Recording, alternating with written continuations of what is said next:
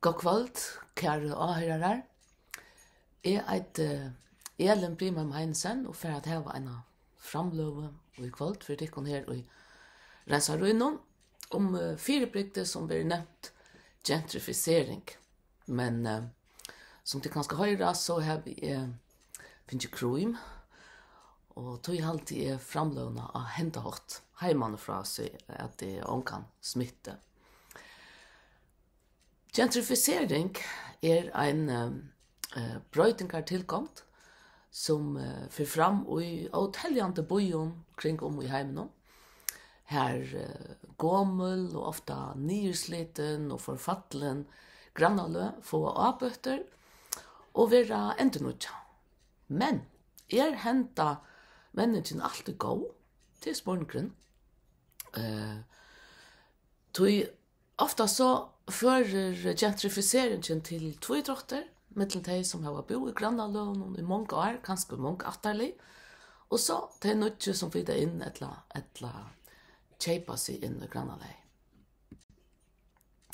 I ferdig i hese framløvene røyna svære spørningen om hva mest gentrifisering mer utøttelige, gentrifisering gå eller ring, mellom annet for en boi som havnene, og her kom jeg så vidt omkring, som sagt er sånn her ivligt noen inn i alt i framløvene. Så verifirer jeg på at framløvene teker alle mellom 15 og 20 minutter. Først så får jeg ta seg om støvene som helt i heimen av bostedmarsknene. Flere og flere vil jeg flytte av bygd og i boi. Det så jeg ikke bare her, men kring Atlanheimen. I 2011 ta får vi om marsje her flere folk nå bo i bojen enn ut i landen og smarre bojen og bygden. Bojen opplevet en stor etterspurning etter bostøven som vekser kjøttere enn bojen nå fylt av vi. Avleggingen innløsende, økter etterspurninger og manglende utpå gjør at husaprisene og husa leieprisen hakka, utan mån til at inntøk og støy til vanlige følelsene steg og i mån til prisdel i flere år og tøtj. Og nå har vi enda eisene haft en lotfallslige, ekvislige inflasjon som har økt nekv og medvarepriser, oljepriser og annet. Og det reker mest de som hadde minst framan undan. Forskjellige avgjørende en stor trobladje for bostedmarsknaden. Sambart ST så vil de som brukar mer enn 30% av deres inntøk til bosteder utreisler satt som særlige utreisletingd. Det vil si at de kunne ha vilt vi at det var noe mye etter til nøysenjøver som mat, klæje og annet. Og dette reker særlige pensjonister og steker mammer ved bøttene. Vi så ikke eisne at manglande bolige bosteder førende i årsøk til at fatakdømme kjørst verre og ångtøy beinløs før til heimløs. I fremtøyene så kunne vi vanta flere fatakfolk til fremtøyer demografien så at vi får ha suttja flere og flere eldre som har finnet lova kostnader midler veitingar og røkt og samstundes være alt færre folk og i visses for en aldre til at gjalda for veitingarna. Vi så ikke en global tendens til manglande fortjellige mobilitet opp etter samfunnsstigen. Dette en stor fortjellig avbjøring for samfunnet kring Atlanheim, ikke minst i Førje.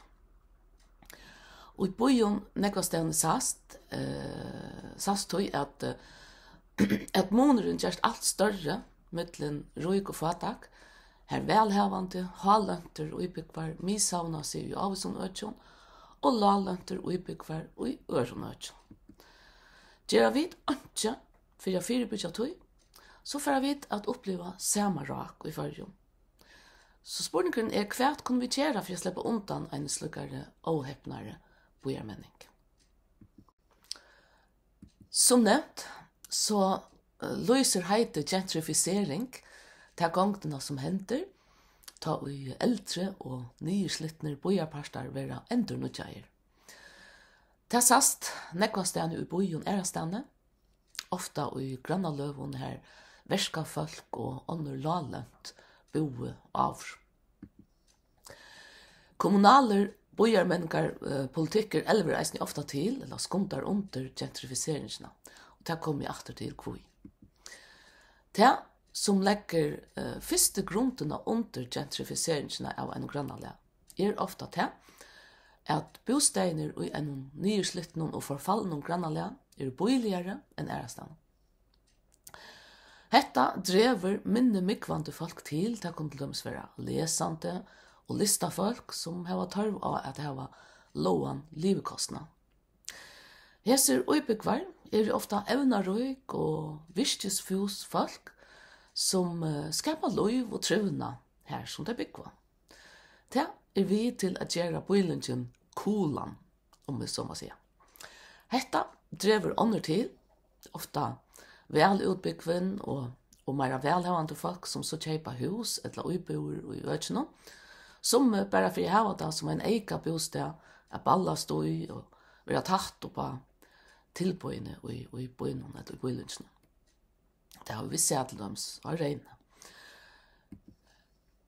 Bostadspekulantene tar få eisen i eia av målagan for å kjøpe oppbygningar for en lodfallslige boligen penka, vi tog for eia at tjene penger på disse åkner, til dømes at leie ut til Airbnb, eller bare som investeringsobjekt at selja vujere settene vi vinner ikke. Det som ofta hender samstundes at bojarstøyren i eisen suttja møllagar i økene og for å omtrekkjøre brøytingar, så som at lete oppfyre at folk utanfra kunne kjøpe hus i grannalene og på lealige treter, så som at slippe undan bostadskylda. Myndelagene vet jo at hetta ofta blir uiser at det nødvendig velhavende huseierne for å omtrekkjøre øyløver i bygningene. Gammel hus være omvalgt eller tidgenyer, så nødt kunne bytjast, som gjør bojarparten mer presentabla.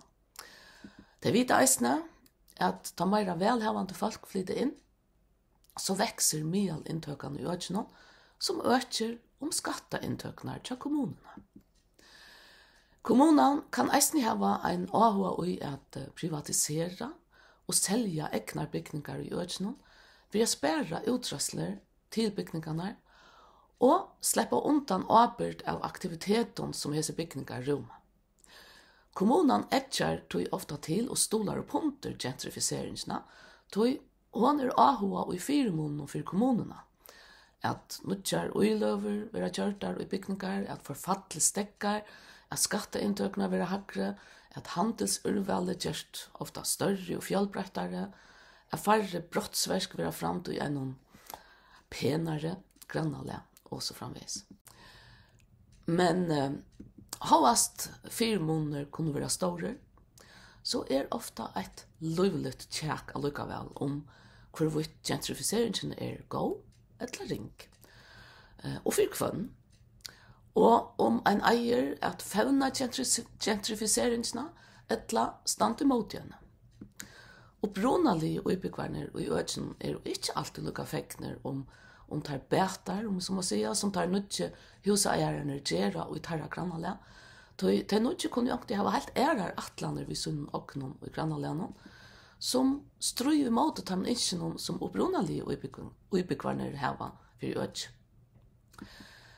Den ringaste vansen som kan henta, ta grannaløvere endernutja at opprunalige og ubyggvarner kjenner seg krøstar og kanskje tvinger til å flyta ur grannalene. Gentrifiseringen kan til dømes utløse ekvislige hatchingar i husabrysen. Ærastane man gjør oknarskatt, vil oknarskatt til nekv økter, som legger trøst av verande i huseiere. Det så ikke kallende i førjon. Husaleiprysner, eisne i grannalene, hakka eisne i ekvislige. Og det legger trøst av verande laløntar og ubyggvar og familier som leia, de ikke langer har råd til å gjalda marknærprisen. Eldre handlar, matstover eller samlestø og i grannalene kunne eisen være tråka ut, så de heller ikke langer det var råd at gjalda marsknaderprisen for hølene. Og dette gjør så plass til æra fyrtøkker og nudjar, fynar handlar, matstover og æra tjeneste funksjoner, fyrtøkker som har bedre råd til å kjøpe eller leie seg inn, men som selger dyrere varer og tjenester, som atter for visse øktan livekostnad for utbyggerne. Tar 4 måneder som gentrifiseringen hever seg, jo så statt ojant bytter. Brøtta mettanen i grannalene, som ofta fylter vi bojer endurnutjannene, kan eisne gjøre det torrførst og brunalig utbyggene at lia seg etter nutje vilkårene. Gentrifiseringen vet jo ofta sterska kjensler mittlen upprunalige utbyggene, de kjenner det som at de missa det som de kjenner, og som de var gode ved i tørre grannalene. De øttes kanskje eisne alt det nudja, alt det som for teimen kjenst fremmat, kanskje nudja helt ørvis folk, vi er i ørvis mentan som de ikke kjenner til, og at særlig honen og kanskje alt der gamla mentanen og fellesskapen i grannalene kvarv.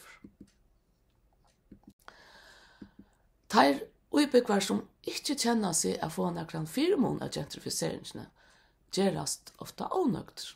Det kunne være utbyggvar som kanskje framman undan, jo vannbrottner av myndleikene, tog det i landet blev ivesatt.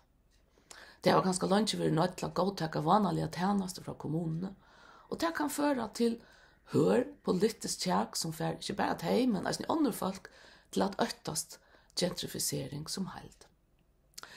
Her er trett kommer at ta kommunen privatiserer og selger sine bygninger, så står det vant for at de fjellbrøtte og bolige tilbøyene og tiltøkene i bojarparsen som kommunen overvekte trygt for det, feller bort. De hølene som dette får fram og jo ivetidgen av private. Private spekulanter vil først og fremst tjene penger, og har ikke avhånd i at veite allmenne tjenester til borgerne som de ikke kunne få vinning på sjur. Rønter er det stand å vise hvordan privatisering ofte dreper alt græsråda virksomhet i en grannalja, som ikke løser seg peningalige her og nå. Men dette er lokalt tilbud som lokale utbyggvaner njøter godt av, og som er verst at varvet og stola til derfor folk har trøyvast og støvast i grannalja. Det er bare kommunen som kan trygge et brett urval av tilbud som ikke koster borgerne noe mer enn han er råd til. Men da alt er vært privatiseret, så er ikke langer som er skyldig at avtakke seg arbeid for det små eller smøle tilbudene langer til. Det løser ikke peningalige tjata. Og så enda det vi at det bare er til fave, større, kommersielle tilbudene etter, som kanskje dreier nek utanvelta folk til, men som lokale utbyggvaner kanskje alls ikke er så avhånd og helst heller ikke være alle ferdig til.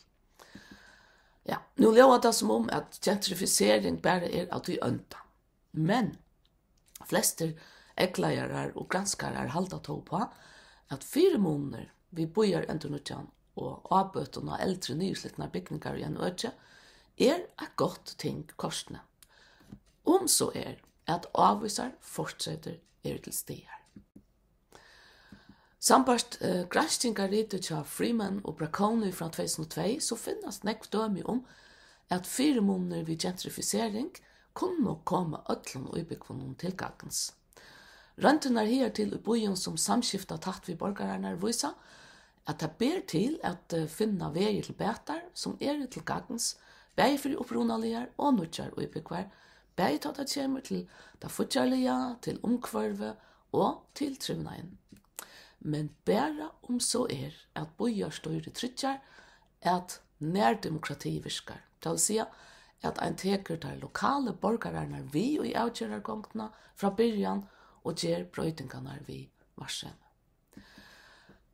Det leter seg helst ikke gjøre å komme utenom gentrifisering, men det blir til at avvirka menneskene så at hun vil til 4 måneder for de flest møvelige folk. Det er bare spørninger om gåa planlegging. Bor i havn hever gjørst okkurs rett, og tidsi nekv gå sti senast i årene, som hava økt liv og trivna og i midtbøyna. Det hava de eisne rås oppe på i 4. Men, og i som førum, tidjast avgjernar heldur til vildarligar, for ikke å si et omhugsajar, helst tog at her så lite tjøkkenskiktar. Folk aner ikke hvor avgjernar tiknar. Tørver av en bojarmenningar atlan som vel, grundgiven og rådfest mellom borgararnar, og som flest folk tog kunne skilja meiningsna vi. Om vi i fargen ikke skulle enda vi at få at han stora skillnaden som vi sutja i nekon øron London mellom roik og fatak, her roik misavna et sted, og fatak misavna et annet sted, og i hver så innom gettoen, så all nøyot at styra bojarmenningene her hoksa vi i heldon, da atlaner vi lagt der for imiske bojarparstanar. Så alt honker saman og stolar på under hverst anna, heldur enn at vera i motstrui ved hverst anna. Men anna nøyot at hoksa om fjallbrøytene, det vil si hvordan plass vi for i öllum samfelagsbalkon, høvun som lavun, og i öllum bojarparston, her etkoma man tryggjast til boiligar bostæger for folk vil la etla mialintøkon. Det vil ikke verskafolk, lesande, listafolk og så framvegis. De eisne vi til at gjeva sutt uikast til det som skapar trivna og for öll at støvast i en grannale. Tørvor av at gjøre metingar av hver vire, omframt sjølvar bosteinar sjående, som det blir til at leggja at træt og i bojarpørsten. Vire som skapar kjenslene til utbyggningen av fellesskapet, og av at høyre til i næromkvarven. Og vire som tryggja søvelige kontinuiteten, såsom lokal, sosial og mentanarlig vire, arkitektonisk vire, handelslig vire, og blanda tilbå og hentleikar i næromkvarven.